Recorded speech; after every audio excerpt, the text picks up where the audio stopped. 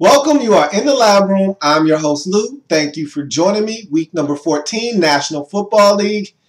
What a matchup this was and what the NFL Network dubbed Survivor Sunday in the National Football League. And that's exactly what this matchup was going to be. Survival of the fittest.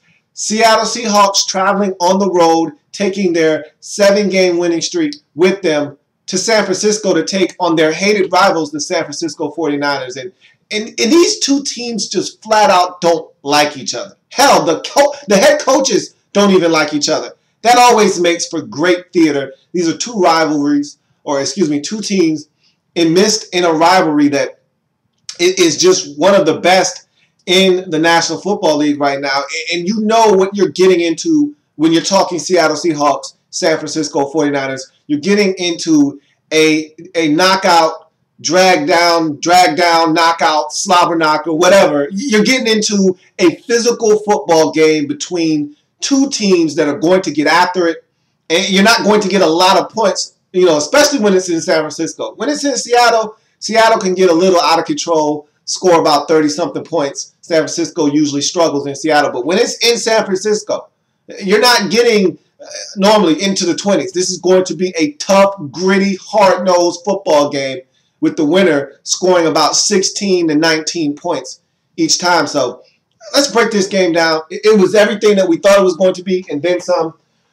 11-1 Seattle, again, 7-game winning streak coming into San Francisco. 1 game away from clinching the division in the NFC West. A win against San Francisco in this game for Seattle would mean that they would clinch another NFC West divisional title. And again, it's essentially the inevitable. They're going to win this division. They're going to win the number 1 seed in the NFC. It's not a matter of if, it's a matter of when.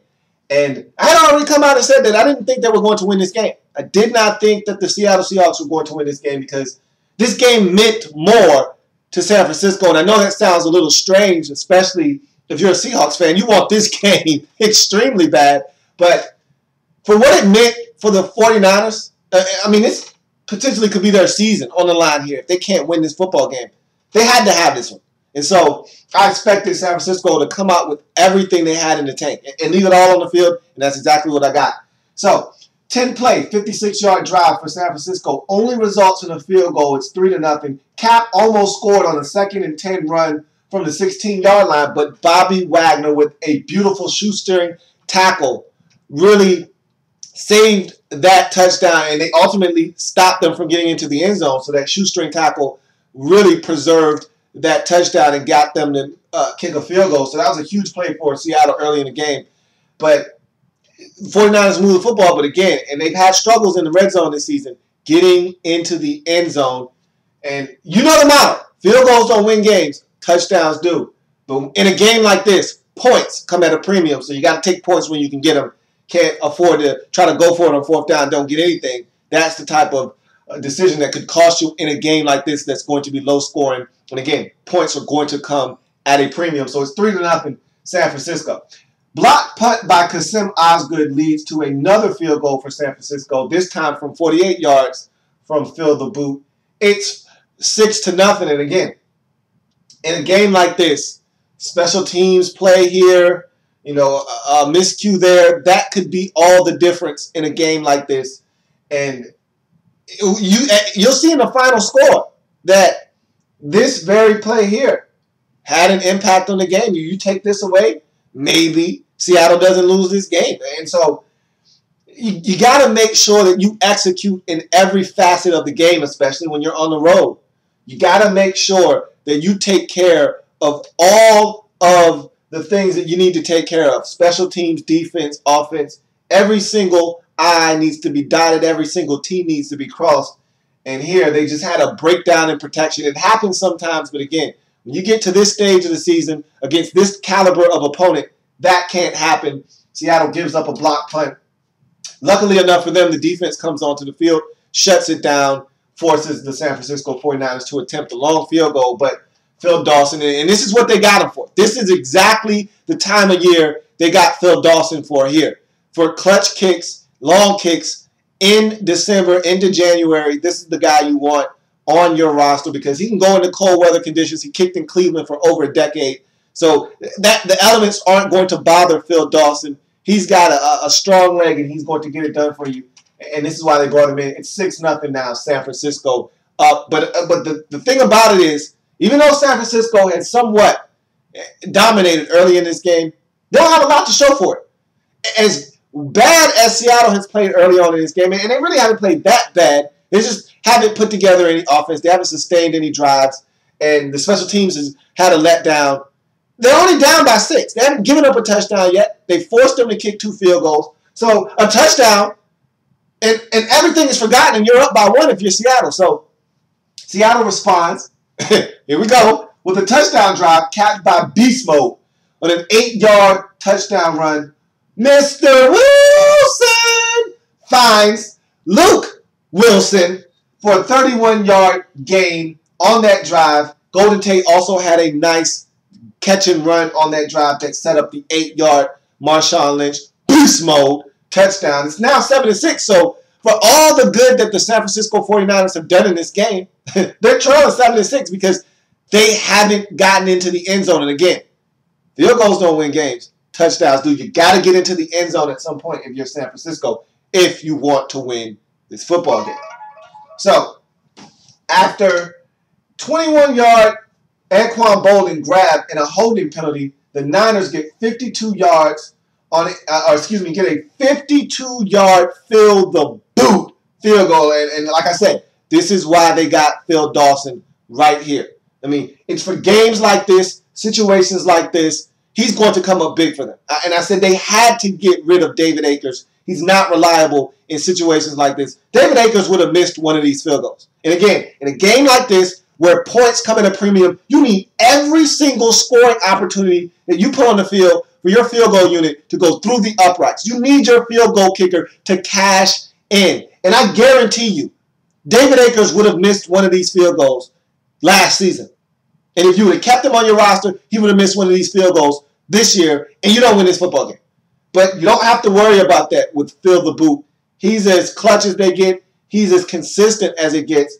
And he knocks home another. And he's been the offense for them up until this point. It's 9-7, all field goals for the San Francisco 49ers in this game. And they haven't all been close. We're talking 48. We're talking 52. So he's been busy, but he's been accurate. And it's a 9-7 San Francisco 49ers lead. Luke Wilson continues to impact the game as he scores his first career touchdown as he gets in the end zone from 37 yards out. Beautifully constructed play. And he catches a crosser. And I wanted to know where the defense was. It's funny because the 49ers feel like they can get away with man-to-man coverage. And you got some of the best cover linebackers in the game in Patrick Willis and Navarro Bowman. But they feel like they can get away with man-to-man coverage all the time. And you can't play man-to-man coverage on some of these athletic tight ends. And Luke Wilson qualifies as an athletic tight end. And it's funny because the 49ers feel like they got the better tight end from Rice. But it may be that the Seattle Seahawks have gotten a better tight end from Rice because Luke Wilson was the backup to Vance McDonald at Rice. And Vance McDonald was drafted in the second round. Luke Wilson drafted a little bit later on. And he's proven to be the guy that's really been, a big part of this Seattle Seahawks offense while Vance McDonald continues to struggle making the transition from college to the NFL. So I'll tell you what. Luke Wilson is starting to emerge as a guy that you have to locate on the football field because he's so athletic. He's such a big target. He can catch the football. And unlike Zach Miller, he stretches the field. Zach Miller, if you throw it to him, he's going to catch it. But Luke Wilson adds another dimension to this Seattle Seahawks offense with the ability to catch it and run after the catch and make some things happen. He's going to develop into a nice, solid weapon at the tight end position for the Seattle Seahawks. And I think the 49ers got their first real taste of what Luke Wilson can bring to the table as he was gashing them. I already talked about him setting up a touchdown, a Marshawn Lynch touchdown up there with a 31-yard grab. Now a 37-yard grab, his longest of his career, and his first touchdown score here as the Seahawks take a 14-9 lead. And you see the difference right now in the football game.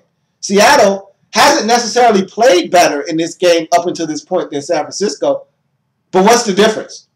You know what the difference is. Seattle scoring touchdowns, San Francisco settling for field goals. But again, in a game where points are going to come at a premium, just continue to get as many points as you can, and you got to feel like at some point you'll get that touchdown, you'll get that breakthrough, and you'll be able to make a statement in this football game. So if you're the 49ers, you just got to keep plodding along. You just got to keep grinding to see if you can make them make a mistake and you take advantage of it, and see if you can get on top with a touchdown and stop kicking all of these field goals. Because if Seattle keeps scoring touchdowns and you keep kicking field goals, they're going to win the football game.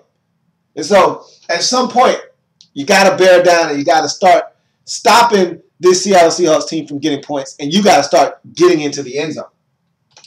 49ers answered with the score right before the half on an impressive 9-play, 72-yard drive capped by a 5-yard Vernon Davis TD. It's 16-17 San Francisco. So here you go. You finally get it in the end zone, and this was a huge drive right before the half because it looked like you were going to bog down in the red zone again and have to settle for a field goal. And again, if you can't get in the end zone against this Seattle Seahawks team, you're not going to win this game. 5 field goals isn't going to win you this game. At some point, you got to be able to get in the end zone and really put the pressure on Seattle. And that's what you were able to do on this drive. Kaepernick was huge on this drive, and that throw to Vernon Davis was where it had to be. There was a defender draped all over Vernon Davis, and Kaepernick put it out in front of him so that he could reach out, grab it, and get up the field into the end zone. And so it's 16-14. This is exactly what we thought we were getting when we signed up for this football game. 16-14 at the half. It's been competitive. It's been hard-hitting. It's been everything that we thought we were getting and then some. So now this second half looks like it's going to be a dandy. 49ers driving for more points when Byron Maxwell picks off Colin Kaepernick at the 5-yard line. I'll tell you what, I'm so impressed with these Seattle Seahawks secondary members. And I know it's the Legion of Boom, and they don't have Brandon Browner right now, but Maxwell has stepped in, and it's like they draft so well. Both of these teams, and they talked about it during the telecast, draft so well, whether it's Trent Baalke or it's John Snyder. These guys don't miss in the draft. And I think that's something that sets them apart from a lot of teams in this league, is the fact that they identify a player in the draft as a 49er or as a Seahawk, a long, rangy defender that's athletic, that's not afraid to be physical, like Byron Maxwell. And they bring them on board, and these guys fit right in, and they come in, and they have an immediate impact. And Byron Maxwell, to me, is a guy that is stepping up in the absence of not only Brandon Browner, but also Walter Thurman III. He's gone on a suspension, and Byron Maxwell has stepped in, and it's been a seamless transition. He's been playing lights out, and this was a huge play in this game. At one point, I thought that could be the deciding turnover in this game because to this point, Seattle, they got one miscue with the block punt. They offset it with this turnover, and this took points off of the scoreboard. This pass was picked off at the Seattle 5-yard line, so they were going in for some points, whether it be a field goal or a touchdown. That would had remained to be seen at that point, but they were getting something on that drive, and for Maxwell to locate the football, find it, go up, make a play on it. Huge play in this game to this point, as San Francisco still clinging to a 2-point lead after the turnover, 16-14. After a stalemate in the second half, and I'm talking about a quarter and a half worth of action where nothing was going on. These defenses clamped down, and you can see the sense of urgency from both of these teams in this game. Seattle wanting to wrap this division up and kind of put the icing on the top and get this #1 seed out of the way. And San Francisco just trying to fight for their playoff lives. You can see the sense of urgency from these two football teams. I mean, defensively, they weren't giving it up. I mean, they were really clamping down on the run games, both teams. They were getting after the quarterback, and they were just making it tough for both teams to put points on the board. We're still at 16-14, which was our halftime score midway through the fourth, when the Seattle Seahawks get a heck of a return, and Golden Tate has done this all season long. He gets loose for a 54-yard punt return, and that sets up a 31-yard Stephen Hauschka field goal, and Stephen barely squeezed it in the uprights, but it doesn't matter. As long as it goes through and you get your 3 points, that's all that matters. It's 17-16 now. Seattle takes the lead, and the way this game is going, that could be enough to decide this football game. San Francisco hasn't scored since that touchdown right before the half. Seattle finally getting on the board in the second half. That could be the deciding score right there. That one interception that Kaepernick threw at the 5-yard line could prove to be the difference in this game. However, you had to know at some point Frank Gore was going to bust out. He's been a Seattle Seahawks killer. He's been an NFC West slasher since he's been a 49er throughout his career. And Gore is so good at making decisive cuts. He's so good at hiding behind blockers. And then you don't see him, then you do. And he got into the hole. It was a beautifully blocked play by his offensive line. He gets to the second wave. And they talked about Earl Thomas potentially being a defensive MVP. He's got my vote. He was there in the hole, and Frank gave him a classic Frank Gore shake. Shimmy shake, and Earl froze. And Frank ran right by him. Now, the old Frank scores about a 67-yard touchdown. But this is the old Frank. And he knew he couldn't get away from those Seattle Seahawks defenders. But he did the smart thing. After a 51-yard scamper, he falls down in bounds. So he keeps that clock running, forces the Seahawks to have to start burning those timeouts. And this was the play of the game right here. And that Frank Gore run set them up in field goal range. But if the Seahawks are able to use their timeouts and get a stop, because San Francisco is going to want to keep the ball on the ground to force Seattle to use their timeouts.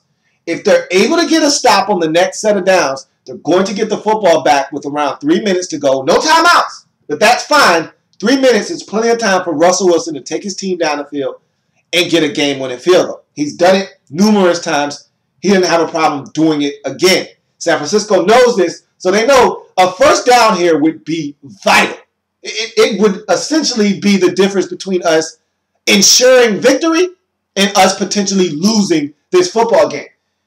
And this was a huge play in the game. And I tell you what, on a play like this, a guy like KJ Wright getting hurt, and reports are that he could be out 1 to 3 weeks with a leg injury. Don't know if it's his ankle or his knee. I'm not quite sure. But a guy like KJ Wright getting hurt in this game proved to be huge on a play like this, because you could have used a linebacker in there. And I know you got some backups in there, a couple of guys that made some plays in this football game. But this is a huge play. They essentially went student body left with Colin Kaepernick. Essentially a QB sweep on 3rd and 7. I'm expecting the Seahawks to find a way to get a stop. Doesn't have to be by much. Just don't let them pick up the first down. Jim Harbaugh can't afford to go for it on 4th down. If he's short by inches, he's got to kick the field goal. He's down by 1. He can't afford to do anything at this point but take the points. So if you stop him on 3rd and 7, you're getting the football back with around 3 minutes. Plenty of time for your offense to provide you with some late game dramatics and win this football game and steal it from the 49ers. However, the 49ers offensive line, they want, and this is what I was talking about. They needed this game versus Seattle wanting this game. On this very play, you saw the need to win this game from San Francisco versus the want to win this game from Seattle. And they pick up the first down. Kaepernick gets 8 on 3rd and 7 on what was the play of the game. Because without this first down, Seattle gets the football back. And there's no doubt in my mind that Russell Wilson takes them down the field and they win this football game. But San Francisco needed this game. They had to have it at home. And so they pick up that first down. The offensive line, the receivers, everybody blocked in unison. Kaepernick finds the one hole, gets down, gets past the first down marker, and they were able to bleed the clock, kick a field goal with about 30 seconds left.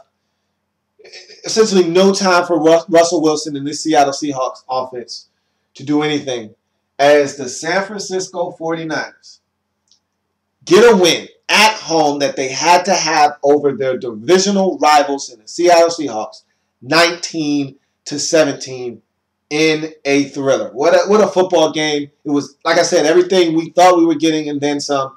Two teams that just don't like each other. They went out, they gave it their all. And this may not be the last time we see these two teams battling each other this season.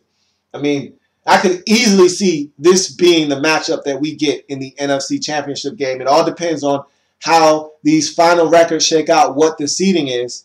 Because if San Francisco is the 6th seed, then this game couldn't possibly be our divisional championship game because they would meet before then. But if they're the 5 seed, this could end up being the game that we get as our NFC championship matchup. So we'll see. I mean, this is one that I wouldn't mind watching again. I'd pay money to see this one again. And this was a great football game, but it was what I thought I was going to get. I thought I was going to get a tough football game, hard fought by both teams. But at the end, I thought the 49ers would win because they needed this game. And they were at home. And that was a big factor as to why I thought they would win. But they were at home, and they needed this game. Seattle could afford to lose this game and still be fine. They're still going to win this division. They're still going to be the number 1 seed in the NFC. And at the end of the day, they were fine with – not fine. They didn't want to lose this game. But if they do, it's not the end of the world for them like it could have been potentially for the San Francisco 49ers. So big win for the 49ers. 17-19 is the final score. 49ers get the win. They go to 9-4 in the season, and they're going to make the playoffs. They're going to be in it when it's all said and done, but they had to have this one to ensure that. I think they're going to win either the rest of their games. They may drop one down the stretch, well, the San Francisco 49ers, but either way, they're going to make the postseason, and this win kind of ensures that. And it was a huge one, and they got it, 19-17. Seattle drops to 11-2. Like I said, still going to win the division, still going to be the number 1 seed in the NFC. Tough game. Seattle wasn't able to come up with the victory. So that's going to do it for this installment of In the Lab Room. I thank you for joining me. If it happens in the National Football League, whether big or small, we cover it all here in the Lab Room. Thank you for joining me. I've got plenty more games to break down in week number 14 of the National Football League.